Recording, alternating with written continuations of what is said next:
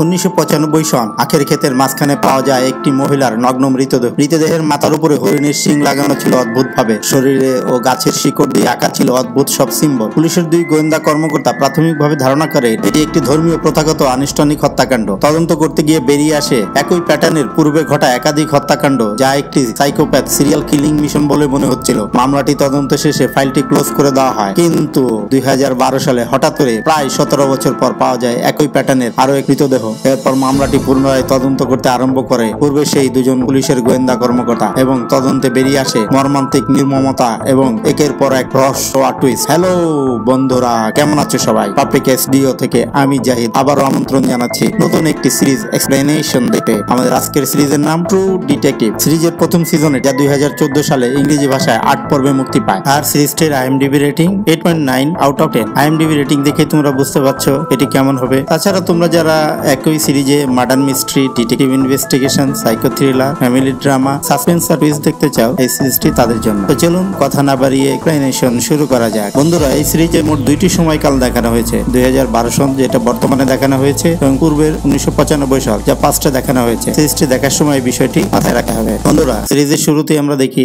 একজন প্রাক্তন পুলিশের গোয়েন্দাকে জিজ্ঞাসাবাদ করা হচ্ছে, যার নাম ছিল মার্টিন। মার্টিনকে জিজ্ঞাসাবাদ করছে বর্তমান সময়ের দুইজন পুলিশের গোয়েন্দা কর্মকর্তা। তারা মার্টিনকে বলে, আজ থেকে 17 বছর আগে আপনি যে মার্ডার কেসটি তদন্ত করেছিলেন সেটার ব্যাপারে খুলে বলুন। তার আগে আপনি আপনার ওই যে সেই সময় আপনার সঙ্গে কাজ করেছিল যে পার্টনার ছিল, তার ব্যাপারে কিছু বলো। তখন মার্টিন বলে, আমাদের পিতামাতা কে হবে সেটা যেমন আমরা নির্ধারণ করতে পারি না, ঠিক তেমনি পুলিশের চাকরিতে কে আপনার পার্টনার হবে সেটা আপনি আগে থেকে নির্ধারণ করতে পারবেন না। এই কেসে আমার পার্টনার যে ছিল তার নাম ছিল কোহল। তার সম্পর্কে প্রাথমিক তথ্য জানতে আমার প্রায় 3 মাস লেগে গিয়েছিল। কোহল খুবই আজব টাইপের লোক ছিল, এমনকি সে মানুষের সঙ্গে ঠিক মতো কথাও বলতো না। তার সম্পর্কে এর চেয়ে বেশি কিছু আমার কাছে বলার মতো নেই। তাছাড়া আপনারা তো কেসটির ব্যাপারে জানতে চাচ্ছেন, তাই না? আমি বরং সেই ব্যাপারেই কিছু বলি। এরপর মার্টিন সেই খুনের কেসটি সম্পর্কে বলতে আরম্ভ করে। অন্যদিকে দেখা যায় মার্টিনকে যেভাবে জিজ্ঞাসাবাদ করা হচ্ছে, ঠিক একইভাবে তার পার্টনার কোহলকেও আরেকটি কামরায় জিজ্ঞাসাবাদ করা হচ্ছে। কোহলের লুক একদমই পরিবর্তন হয়ে গিয়েছিল। সে লম্বা লম্বা চুল রেখেছিল, দাড়ি গোফ। 17 বছর আগের থেকে তাকে সম্পূর্ণ আলাদা দেখাচ্ছিল। এরপর কোহল সেই কেসটির ব্যাপারে বলতে আরম্ভ করে। এরপর আমরা দেখতে পাই ফ্ল্যাশব্যাক, যেটি 1995 সালের ঘটনা, যেখানে দেখা যায় মার্টিন আর কোহল 3 মাস ধরে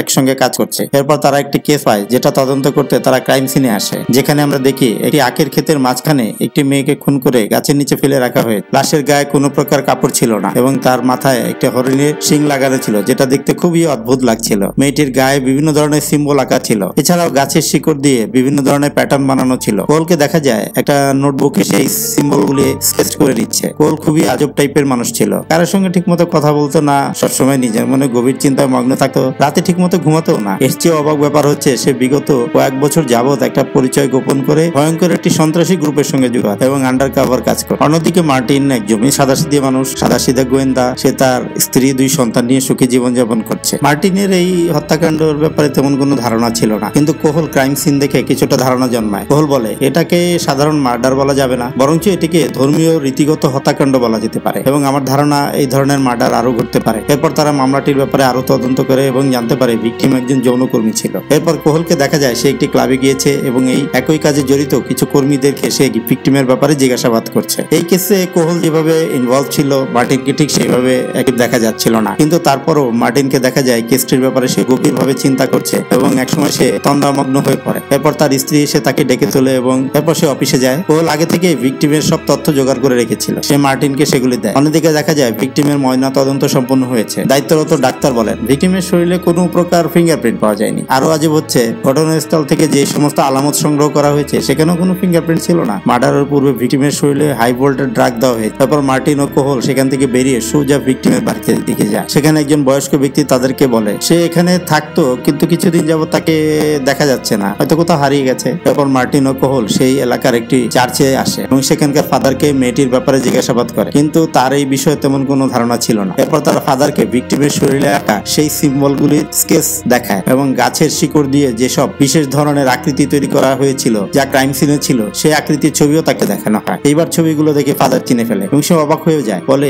এই চিহ্নগুলো তো সাধারণত যারা শয়তানকে মানে এবং তার পূজা করে তারা ব্যবহার করে। শয়তানকে ডাকার জন্য এগুলো এক প্রকার রীতি রেওয়াজ মাপ। ফাদারের কথা শুনে কোহল বুঝতে পারে এইসব কর্মকাণ্ড মূলত শয়তানের পূজা দিয়ে তাকে ডাকার জন্য করা হয়েছে। এরপর মার্টিন আর কোহল একটি লোকাল পুলিশ স্টেশনে আসে এবং তারা ভিকটিমের ব্যাপারে থানার কর্মকর্তাকে জিজ্ঞাসাবাদ করে। কোহল বলে, তোমার থানা থেকে একটা মেয়ে গায়েব হয়ে গেল আর তুমি তার ইনভেস্টিগেশন করলে না? তখন ইন্সপেক্টর বলে, দেখুন স্যার, মেয়ের মাই যদি থানায় এসে কেস উঠিয়ে নেয় তাহলে আমাদের কি করার আছে? আমাকে বলেছে, আমি কেস বন্ধ করে দিয়েছি। এরপরের দৃশ্যে আমরা দেখতে পাই কোহল মার্টিনের বাড়িতে এসেছে। মার্টিন কোহলকে ডিনারে দাওয়াত করেছিল। তারা প্রায় 3 মাস ধরে একত্রে কাজ করছে, কিন্তু তারা একে অপরের ব্যাপারে তেমন কিছুই জানতো না। মার্টিন ভাবে এই উসিলায় তাদের মধ্যে বন্ধুত্ব হয়ে যাবে, এতে করে কাজ করাও সহজ হয়ে যাবে। কিন্তু কোহল অতিমাত্রায় নেশা করেছিল, তাই সে আবল তাবল বলছিল। বিষয়টি মার্টিনের বাচ্চারাও খেয়াল করে এবং তারা নিজেদের মধ্যে ফিসফিস করে বলতে থাকে, দেখো দেখো আঙ্কেল কি সব বলছে। আমি আরো বলে দিচ্ছি, মার্টিনের স্ত্রীর নাম ছিল মিশেল। মিশেল কোহলকে জিজ্ঞাসা করে, আপনি এখনো বিয়ে করেননি? তখন কোহল বলে, বিয়ে করেছি আর আমার একটা কিউট মেয়েও আছে, কিন্তু মেয়েটি ছোটবেলায় মারা যায় এবং এরপর আমরা দুইজন আলাদা থাকার সিদ্ধান্ত নিই। এখানে দেখুন, মিশেল মাত্র একটা প্রশ্ন করেছে আর কোহল তা খুব সুন্দর করে উত্তর দিয়েছে। এদিকে মার্টিন লাখবার প্রশ্ন করলো, কোহল তার নিজের ব্যাপারে কিছুই বলতে চায় না। হতে পারে হয়তো নেশার ঘরে এইসব বলছে। পরের দিন কোহল আর মার্টিন ভিকটিমের বাড়িতে আসে। কোহলকে দেখা যায় সে বাড়ির পিছনে কিছু একটা তালাশ করতে গিয়ে গাছের শিকড়ে তৈরি সেই বিশেষ ধরনের প্যাটার্নটি খুঁজে পায়। এটিকে সে খুব ভালো করে একটি ব্যাগের মধ্যে রাখে। এই ঘটনাগুলো বর্তমান সময় অর্থাৎ 2012 সালে কোহল এবং মার্টিন একত্রে বর্তমান সময়ের গোয়েন্দা কর্মকর্তাদের বলছিল। এই সময় গোয়েন্দা কর্মকর্তারা কোহলকে একটি ছবি দেখায়, যেখানে একটি মেয়ের নগ্ন মৃতদেহ দড়ি দিয়ে বেঁধে রাখা হয়েছে। মৃতদেহের মাথায় ঠিক একইভাবে হরিণের শিং লাগানো ছিল। তখন ছবিটি দেখিয়ে ডিটেকটিভ জিজ্ঞাসা করে, এই ছবিটি দেখে আপনার কি মনে হচ্ছে? তখন কোহল বলে, ওই সময় ভিকটিমদের মেরে যেভাবে রাখা হতো এটিকেও সেভাবেই রাখা হয়েছে। হতে পারে হয়তো সেই সময় কোনো মার্ডারের ছবি এটা। এরপর বন্ধুরা কর্মরত সেই ডিটেকটিভ বলে, না, এটা বর্তমানে হওয়া একটি খুনের ছবি। অর্থাৎ খুনি 1995 সালে যেভাবে খুন করতো এখনো সে সেইভাবেই খুন করে যাচ্ছে। কোহল কথাটা শুনে খুবই অবাক হয়ে যায়, বলে, কিন্তু সে তো আমাদের হাতে ধরা পড়েছিল এবং আমরা তাকে মেরে ফেলেছিলাম। এরপর কোহল রিয়ালাইজ করতে পারে তাদের হাতে যে ধরা পড়েছিল সে আসলে প্রকৃত খুনি ছিল না। প্রকৃত খুনি এখনো বাহিরে ওপেন ঘুরে বেড়াচ্ছে এবং মার্ডার করছে। প্রকৃতপক্ষে যা ঘটেছিল ছবিতে দেখানো এই মার্ডার কেসটি ইনভেস্টিগেশন করতে গিয়ে বর্তমান সময়ে দুইজন ডিটেকটিভ পুরনো কিছু ফাইল ঘেটে দেখে এবং সে তারা 1995 সালে ঠিক একই প্যাটার্নের কিছু মার্ডার দেখতে পায়, যেটা মার্টিন এবং কোহল মিলে ইনভেস্টিগেশন করেছিল। এই কারণে তারা কোহল এবং মার্টিনকে জিজ্ঞাসাবাদ করার জন্য নিয়ে আসে। এরপর এই কেসে 1995 সালে কি কি ঘটেছিল তা দেখানোর জন্য আবার ঘটনাটি ফ্ল্যাশব্যাকে আসে।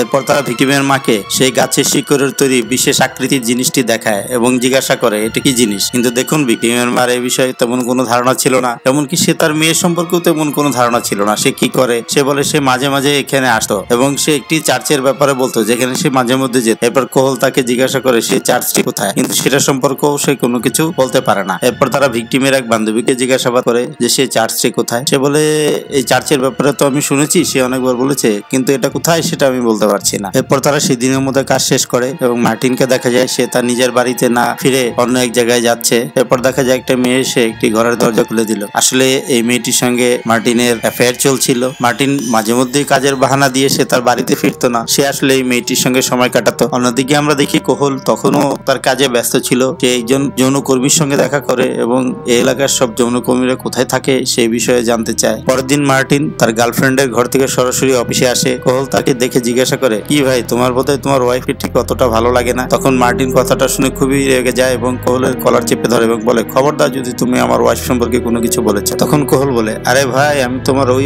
ওয়াইফের কথা বলিনি, আমি তার কথা বলেছি যার ঘর থেকে তুমি সরাসরি অফিসে আসলে। মার্টিন তো পুরো অবাক হয়ে যায়, সে কিভাবে বুঝলো। তখন কোহল বলে, তুমি যদি তোমার বাড়ি থেকে সরাসরি আসতে তাহলে তুমি কাপড় চেঞ্জ করে নতুন কাপড় পরে আসতে, কিন্তু তুমি গতকাল যে কাপড়টা পরেছিলে সেটাই পরে এসেছো। তাছাড়া তোমার গা থেকে নতুন একটি লেডিস পারফিউমের গন্ধ ভেসে আসছে, আর এই সবকিছু প্রমাণ করে তোমার কারোর সঙ্গে অ্যাফেয়ার চলছে। মার্টিন তো পুরো অবাক হয়ে যায়, আরে এ তো দেখি আশ্চর্য জিনিস। যা হোক, এরপর তারা তাদের কাজে বেরিয়ে পড়ে এবং গতকাল সেই সেক্স ওয়ার্কার যে ঠিকানাটা দিয়েছিল সেটা খুঁজে বের করার চেষ্টা করে, কিন্তু সেই ঠিকানাটা কিছুটা কনফিউশন ছিল, বিধায় তারা ভুল পথে চলে আসে এবং তারা এক ওয়ার্কশপ দেখে সেটার ভিতরে প্রবেশ করে। তারা ওয়ার্কশপের ভিতরে ঢুকে সেই ঠিকানাটি জিজ্ঞেস করে, কিন্তু দেখুন তারা ঠিকানাটি জানে, তারপরও তারা বলতে রাজি হয় না। এরপর তারা দুজন গাড়িতে ফিরে আসে এবং কোহল মার্টিনকে বলে, তুমি গাড়িতে বসো, আমি একটু আসছি। এরপর সে তার কোটটা খুলে গাড়িতে রাখে এবং সেই ওয়ার্কশপের ভিতরে আবারও প্রবেশ করে এবং সেই ওয়ার্কশপের কর্মরত ওয়ার্কারদের খুব মারধর করে। এবার দেখুন, মার খাওয়ার তারা সঠিক অ্যাড্রেসটাই দেখিয়ে দেয় এবং তারা সেই ঠিকানা মতো চলে আসে। এরপর তারা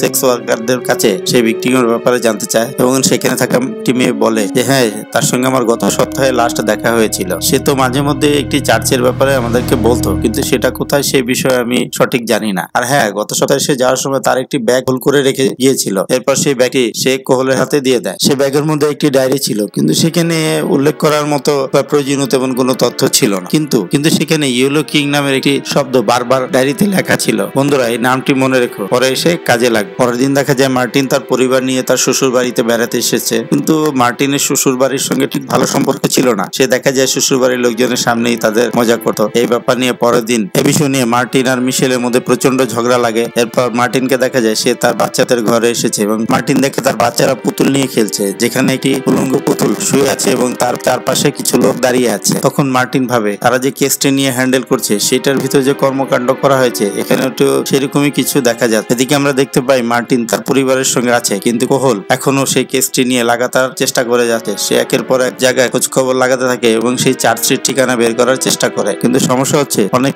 লোকেও জিজ্ঞাসাবাদ করলো কারোরই এই বিষয় সম্পর্কে বা এই চার্জশিট বিষয়ে তেমন কিছু জানা ছিল না। এরপরের দিন আমরা দেখতে পাই যেহেতু কেসটি অনেক দিন হয়ে গেলেও মামলাটির ব্যাপারে তেমন কোনো সমাধানই হচ্ছিল না, তাই তাদের সিনিয়র তাদের দুজনকে ডেকে পাঠায় এবং তাদের সঙ্গে খুবই রাগারাগি করে এবং বলে, কি তোমাদের কি কোনো ইচ্ছা আছে এই মামলাটি শেষ করা, নাকি এইভাবেই ঝুলতে থাকবে? এরপর আমরা দেখি কোহল এবং মার্টিন ভিকটিমের ব্যাগটি সার্চ করে একটি প্যাম্পলেট পায় যেখানে একটি চার্চের ঠিকানা দেওয়া ছিল। তখন তারা ভাবে হয়তো বা এটাই সেই চার্চের ঠিকানা হবে এবং যেমন ভাবা তেমনই কাজ। তখন তারা গাড়ি নিয়ে সেই ঠিকানা মতো চলে আসে, কিন্তু ভাই এখানে এসে দেখে যে যেখানে কেউ আসে না এবং পুড়ে যাওয়া ধ্বংসস্তূপ খালি, এখানে ভিকটিম কেন বারবার আসে? এরপর তারা চার্চের মধ্যে প্রবেশ করে এবং দেখতে পায় দেয়ালে একটি ছবি আঁকা আছে যেখানে একটি নগ্ন মৃতদেহ ঝুলে আছে এবং তার মাথার উপরে হরিণের শিং লাগানো, এবং ছবিটি ঠিক সেইভাবে আঁকা যেভাবে ভিকটিমের লাশটি পাওয়া গিয়েছে। তখন তারা বুঝতে পারে যে হ্যাঁ, ইনভেস্টিগেশন ঠিক দিকেই যাচ্ছে। এরপর তারা ফরেনসিক টিমকে ডেকে সেই জায়গাটার পুরো যাচ করায়, কিন্তু ফরেনসিক টিম ভালো মতো পর্যবেক্ষণ করেও এখানে তেমন উল্লেখযোগ্য কোনো কিছুই পায় না, শুধুমাত্র সেই ছবিটি ছাড়া। এরপর তারা জানার চেষ্টা করে যে এই চার্চের দায়িত্বে কে ছিল। এরপর তারা একজন ফাদারের ঠিকানা পায় যে কিনা এখন বর্তমানে চার্চটি জ্বলে যাওয়ার পর বিভিন্ন জায়গায় বড় বড় প্যান্ডেল লাগিয়ে ধর্মীয় সভা সমাবেশ করে থাকে।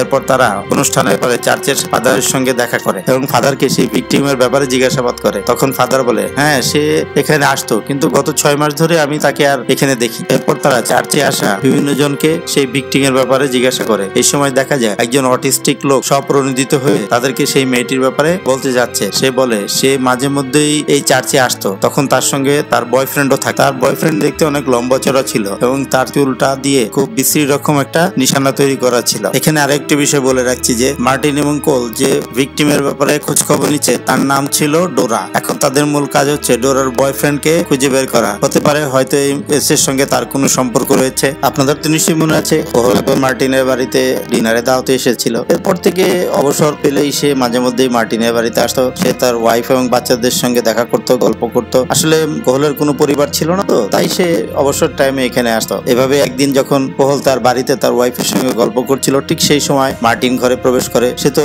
কোহলকে দেখে খুবই অবাক হয়ে যায়, সে খুবই রেগে যায় এবং কোহলকে একা বাইরে ডেকে নিয়ে আসে এবং তার সঙ্গে খুবই রাগারাগি করতে থাকে যে আমার অনুপস্থিতিতে কেন তুমি আমার বাড়িতে আসো। এভাবে ঝগড়া এক পর্যায়ে কোহল সেখান থেকে চলে যাওয়ার পর মার্টিন ঘরের ভিতরে আসে, ছেলের সঙ্গে রাগারাগি করতে থাকে। তখন মিশেল বলে, দেখো তুমি আর কোহল একই মামলা নিয়ে কাজ করছো, অথচ কোহলকে দেখা যায় প্রায়ই তার কাজ শেষ করে আমাদের সঙ্গে এসে সময় কাটাচ্ছে, অথচ তুমি বাড়ির মানুষ হয়ে বাসায় ফেরার সময় পাও না। না জানি তুমি কোথায় গিয়ে সময় কাটাও। এ কথা শুনে তো মার্টিন পুরো ঘাবড়ে যায়। কি মিশেল তো তাকে আবার সন্দেহ করছে না? সে তার পরকীয়ার ব্যাপার জেনে যায়নি তো? এরপর সে ইমোশনাল ড্রামা করে মিশেলকে বোঝানোর চেষ্টা করে এবং তাকে কনভিন্স করে ফেলে। সে মিশেলকে বোঝানোর চেষ্টা করে যত যাই ঘটুক না কেন প্রকৃতপক্ষে সে তার স্বামী। পরের দৃশ্যে আমরা দেখি কোহল অফিসে ফিরে পুরনো কিছু ফাইল ঘেটে পরীক্ষা করার চেষ্টা করছে ডোরার মতো আগেও এই ধরনের কোনো কেস ফাইল আছে কিনা এবং একই প্যাটার্নের কোনো মার্ডার হয়েছে কিনা। একদিন মার্টিন, কোহল, মিশেল আর তার এক বন্ধু মিলে ক্লাবে আসে সময় কাটানোর জন্য। মিশেল চাচ্ছিল তার সেই বান্ধবীর সঙ্গে কোহলের সম্পর্ক হয়ে যায়। হঠাৎ করে মার্টিন খেয়াল করে তার সেই গার্লফ্রেন্ড অন্য একটি ছেলের সঙ্গে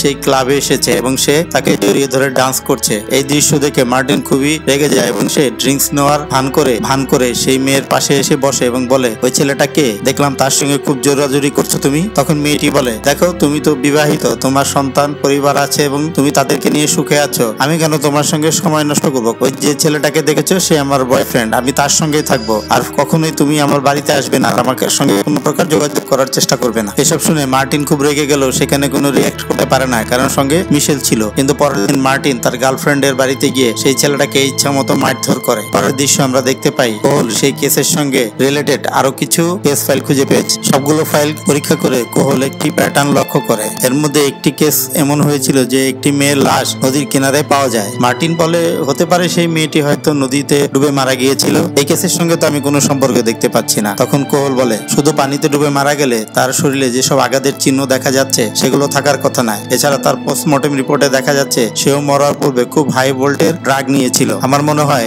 এই মেয়েটি সম্পর্কে খোঁজ খবর করলে এই কেসের কোনো একটা ক্লু পাওয়া যাবে। এরপর তারা পানিতে ডুবে যাওয়া সেই মেয়েটির দাদার সঙ্গে কথা বলতে আসে, যে কিনা একজন জেলে ছিল। কিন্তু মেয়েটির দাদা কোনো কথা বলতে চাচ্ছিল না। সে বলে, আমার নাতি একটা ছেলের সঙ্গে পালিয়ে গিয়েছিল, তাই আমি তার সম্পর্কে কোনো কিছু বলতে চাচ্ছি না। আচ্ছা, আপনি কমপক্ষে এটাতে বলুন সেই ছেলেটার নাম কি ছিল। তখন বলে, আমার যতদূর মনে পড়ে ছেলেটির নাম ছিল রেগি। এরপর তারা অফিসে এসে রেগি নামে কারো বিরুদ্ধে কোনো কেস আছে কিনা সেগুলো খতিয়ে দেখে। এরপর তারা একটি কেস ফাইল পায় যেখানে রেগি নামের এক ব্যক্তির নামে একটি মামলা আছে, যে কিনা এখন জেলে একটি ধর্ষণ মামলায় জেল কাটছে। কিন্তু কোহল আর মার্টিন রেগির সম্পর্কে খোঁজ খবর নেওয়ার জন্য জেলখানায় আসলে জানতে পারে সে অলরেডি জেল থেকে পালিয়ে গেছে। তখন তারা ধারণা করে যেহেতু এই ছেলে জেল থেকে পালিয়ে গেছে তাহলে সেই খুনি হতে পারে। এই সময় আমরা দেখতে পাই রেগি একটি জঙ্গল থেকে কালিকায় বেরিয়ে আসছে এবং তার মুখে একটি অক্সিজেন মাস্ক লাগানো আছে। কোহল আর মার্টিন সেই জেলে থাকা অন্য একজন কয়েদির সঙ্গে কথা বলে, যে কিনা রেগির সঙ্গে ছিল। তাকে রেগির সম্পর্কে জিজ্ঞাসাবাদ করলে সে বলে, রেগি তো নেশার জিনিসপত্র তৈরি করত আমি যতদূর জানি, তবে তার একজন খুব ঘনিষ্ঠ বন্ধু ছিল, তার নাম হচ্ছে ড্যারন। ড্যারন